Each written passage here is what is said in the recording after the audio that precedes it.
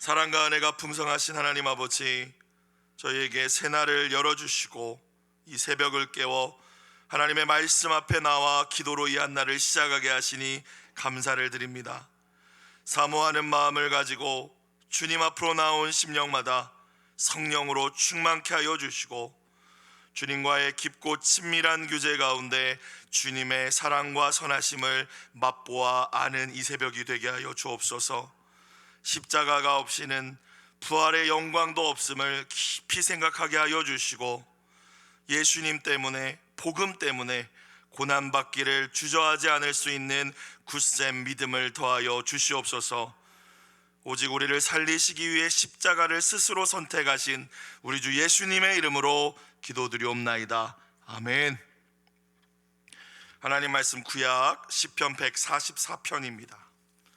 시편 144편 1절부터 15절까지 말씀 한 목소리로 합독하시겠습니다. 나의 반석이신 여호와를 찬송하리로다. 그가 내 손을 가르쳐 싸우게 하시며 손가락을 가르쳐 전쟁하게 하시는도다. 여호와는 나의 사랑이시요 나의 요새이시요 나의 산성이시요 나를 건지시는 이시요 나의 방패이시니 내가 그에게 피하였고 그가 내 백성을 내게 복종하게 하셨나이다.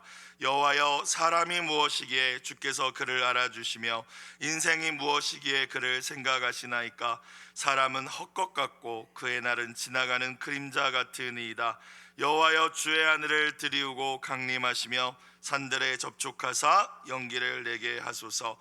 번개를 번쩍이사 원수들을 흩으시며 주의 화살을 쏘아 그들을 무찌르소서. 위에서부터 주의 손을 펴사 나를 큰 물과 이방인의 손에서 구하여 건지소서. 그들의 입은 거짓을 말하며 그의 오른손은 거짓의 오른손이니이다. 하나님이여, 내가 주께 새 노래로 노래하며 열줄 비파로 주를 찬양하리이다. 주는 왕들에게 구원을 베푸시는 자시요 그의 종 다윗을 그 해하려는 칼에서 구하는 자신이이다. 이방인의 손에서 나를 구하여 건지소서. 그들의 입은 거짓을 말하며 그 오른손은 거짓의 오른손이니이다.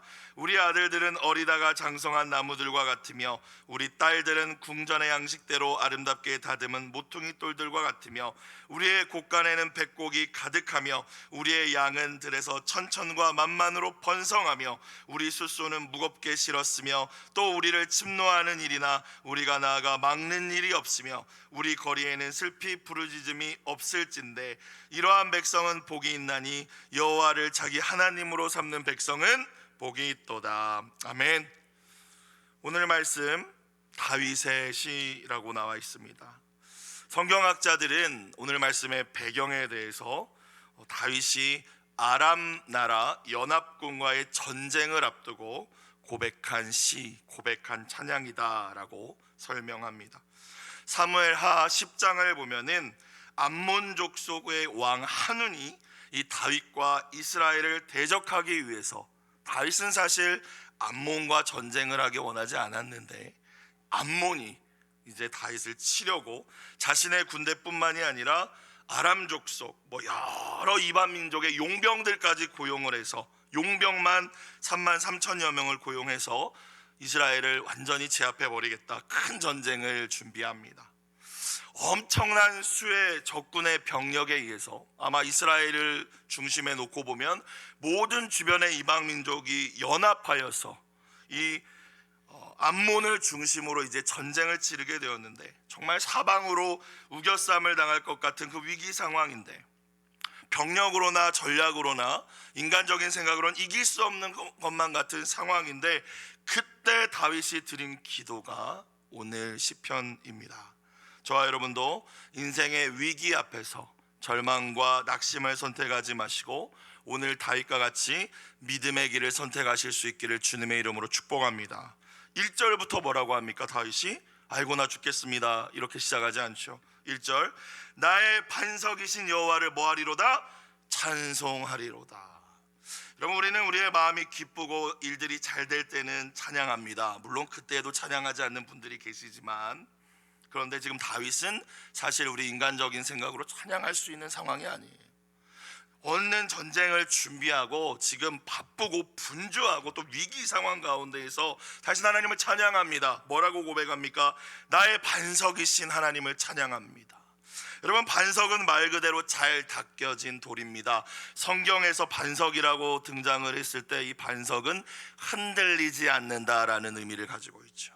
반석 위에 지은 집, 모래 위에 지은 집. 유일한 반석이 되시는 분은 세상에 사람도 아니고 어떤 것도 아니고 오직 여호와 하나님 한 분이심을 기억하실 수 있길 주님의 이름으로 축복합니다. 반석이신 하나님을 바라보고 하나님을 반석으로 고백하는 자만 반석처럼 흔들리지 않을 수 있습니다.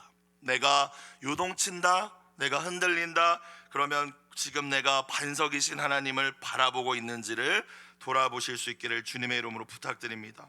그 반석이신 하나님을 찬양하면서 시작하고 있습니다. 찬양하면서 감옥과 같은 상황 속에서 찬양할 때 빌립보 감옥의 터가 흔들리고 무너져서 구원의 역사가 나타났듯이 여러분 찬양으로 하나님을 영화롭게 해드릴 수 있기를 다시 한번 주님의 이름으로 부탁드립니다. 뭐라고 근데 구체적으로 고백해요? 1절 후반부를 보니까 그가 하나님이 내 손을 가르쳐 싸우게 하시며 손가락을 가르쳐 전쟁하게 하시는도다. 다윗은 사실 전쟁의 뼈가 굵은 사람입니다. 그죠? 뭐 소년 때부터 엄청난 전투력을 가지고 있었고 실질적으로 또 지휘력과 통솔력을 가지고 있었고 수많은 전쟁에서 이미 승리를 거둔 다윗이었습니다. 사울 밑에 있을 때부터 그랬어요. 자, 그런데 다윗이 처음으로 고백하는 것은 내 힘으로 싸울 수 없습니다. 하나님, 내 능력이나 내 경험이 아닙니다. 하나님, 하나님이 나를 가르쳐서 싸우게 하시고 가르쳐 주셨기 때문에, 능력을 주시기 때문에, 지혜를 주셨기 때문에 제가 이 전쟁을 할 수 있습니다 라고 고백하고 있습니다. 그죠? 손을 가르쳐 싸우게 하시며 더 세밀하게 손가락들 하나하나를 가르쳐서 전쟁하게 하시도다. 하나님께서 저와 여러분의 또 여러분의 자녀들 가운데 모든 세밀한 것까지 가르쳐 주시고 또 저와 여러분은 하나님 내 힘으로 할 수 없습니다. 나를 가르쳐 주옵소서, 알려 주옵소서 겸손히 다윗과 같은 고백으로 날마다 나아가실 수 있기를 주님의 이름으로 축복합니다. 자, 2절 또 계속 고백하고 있죠.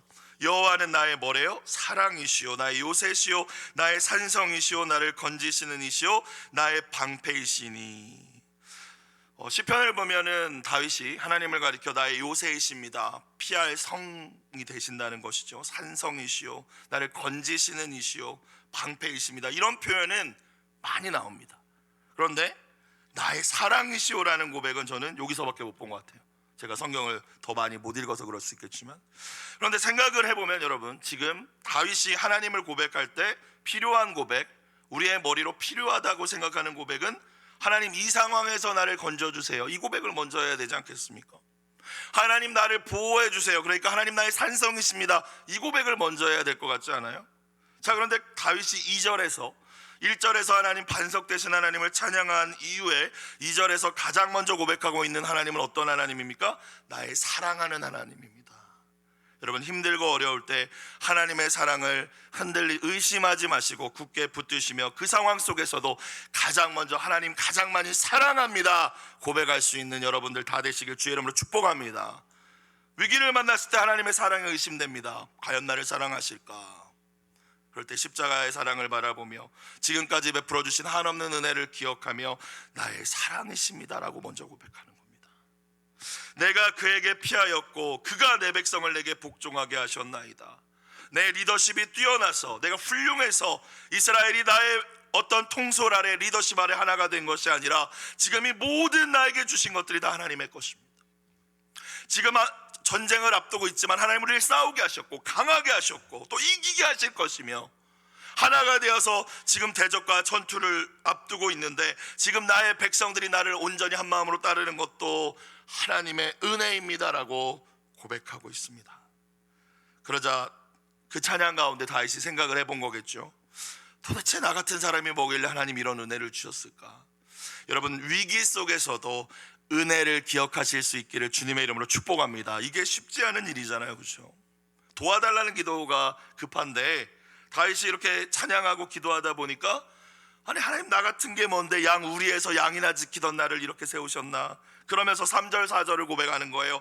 여호와여 사람이 무엇이기에, 그러니까 내가 어떤 존재이길래 이런 뜻이겠죠. 주께서 그를 알아주시며 나를 이렇게 알아주시고 인생이 무엇이기에 그를 생각하십니까? 4절, 사람은 헛것 같고 한 번의 입김과 같다라는 거예요. 그의 날, 사람의 인생이라는 것은 지나가는 그림자 같습니다. 인간이 인생을 살면서 사람을 바라보는 관점도 4절과 같을진데 정말 사라져버리는, 순식간에 사라져버리는 아무것도 아닌 게 인간인데 지금 이 고백을 왜 하는 거예요? 영원하시고 지극히 높으신 하나님의 관점과 하나님의 입장에서 보시면 우리는 더욱더 보잘것없는 것이 마땅할진데 어찌 우리를 이렇게 사랑하십니까? 어찌 나를 이렇게 알아주십니까?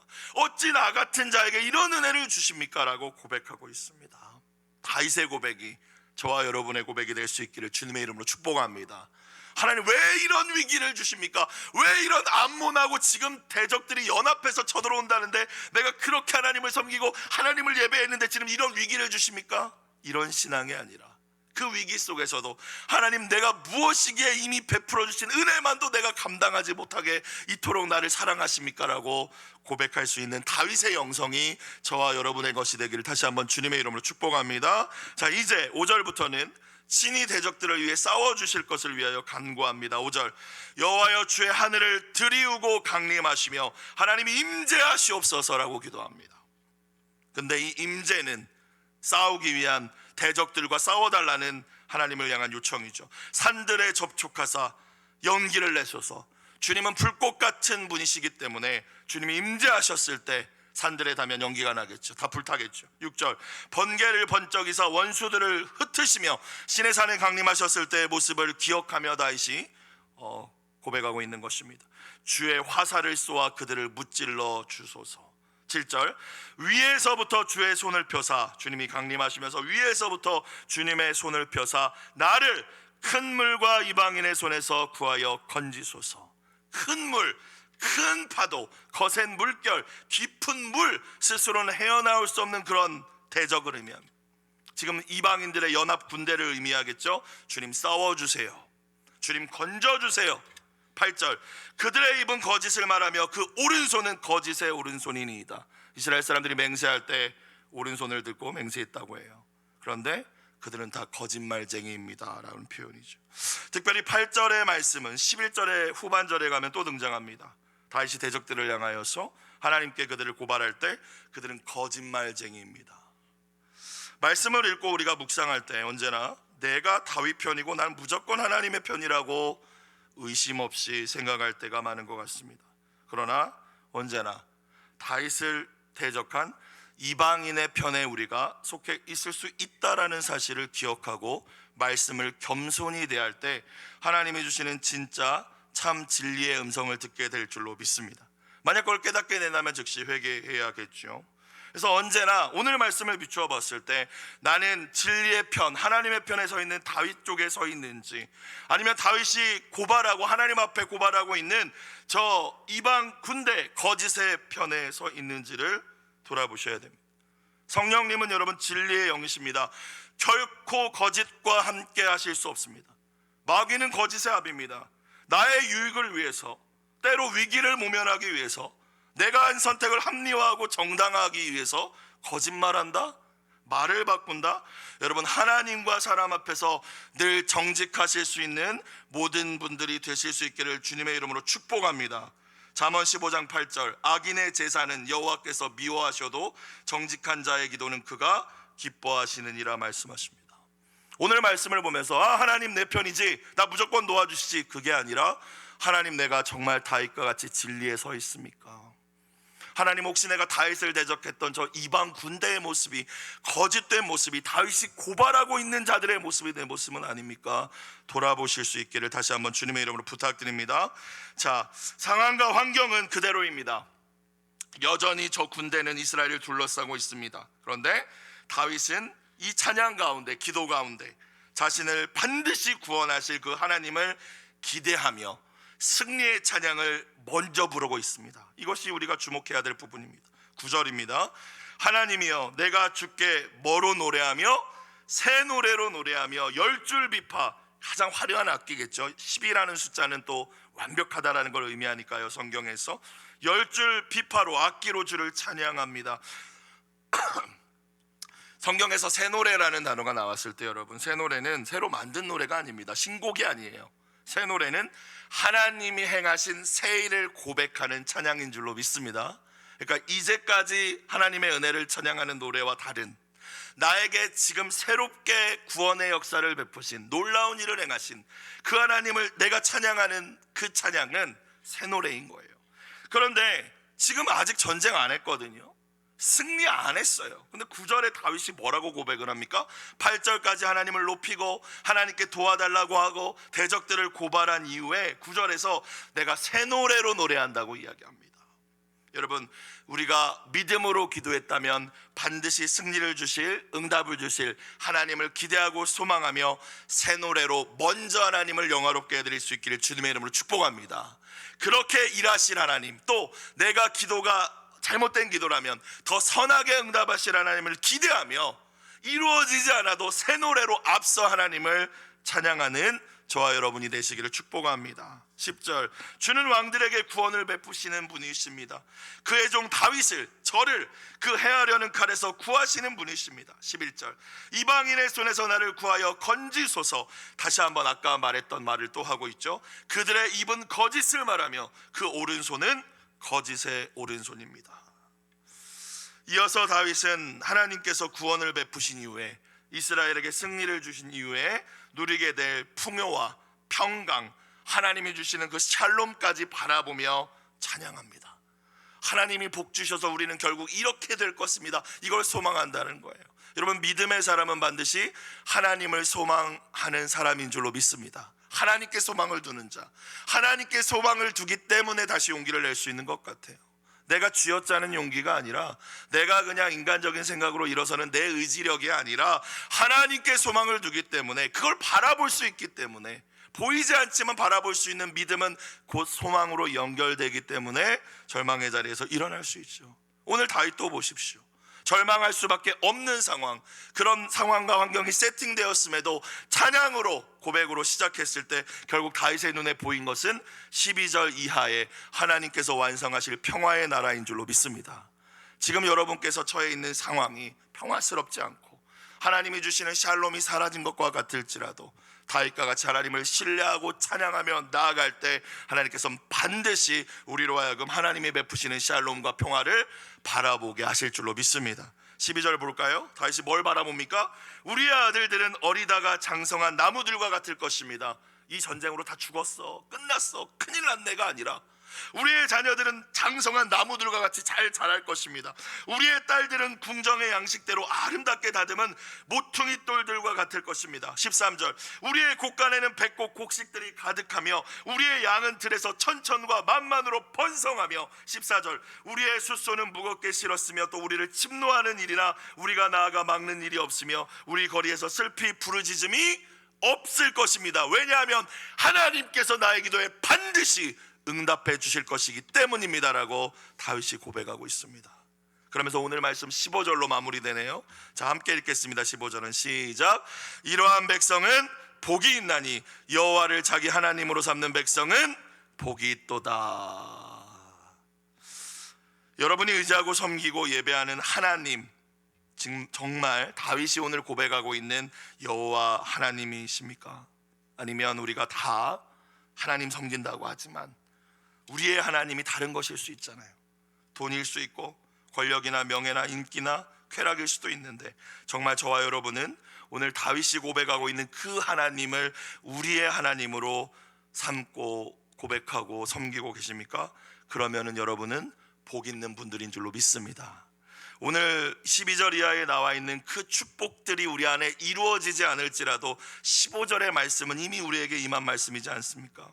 당장 나 자신이나 우리의 자녀가 잘 되는 모습이 보이지 않을지라도, 내가 계획하고 하는 일들이 잘 되어서 복이 아니라 여호와 하나님을 자기 하나님으로 삼는 사람은 이미 복된 사람인 줄로 믿습니다. 성경에 기록된 하나님, 매일 말씀을 통하여 우리에게 하나님께서 하나님 어떤 분이신지 계시해 주시는데, 그 하나님이 다른 사람의 하나님, 너의 하나님, 다윗의 하나님일 뿐만이 아니라 나의 하나님이 되실 때 우리는 이미 모든 것을 가진 가장 복된 인생임을 기억하실 수 있기를, 특별히 다윗과 같은 오늘 인생의 우겨쌈을 당한 것 같은 위기 상황에서도 기억하실 수 있기를 주님의 이름으로 축복합니다.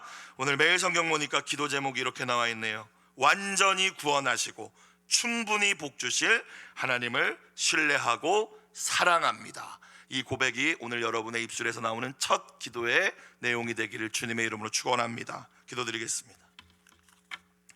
우리의 사랑이시요 요새요 산성이요 방패요 피난처가 되시는 하나님을 찬양합니다. 우리는 아무것도 아닌 헛것과 같고 지나가는 그림자에 불과한 존재들이지만 하나님께서 늘 우리를 알아주심과 우리를 생각하여 주심이 우리에게 용기와 소망이 됩니다.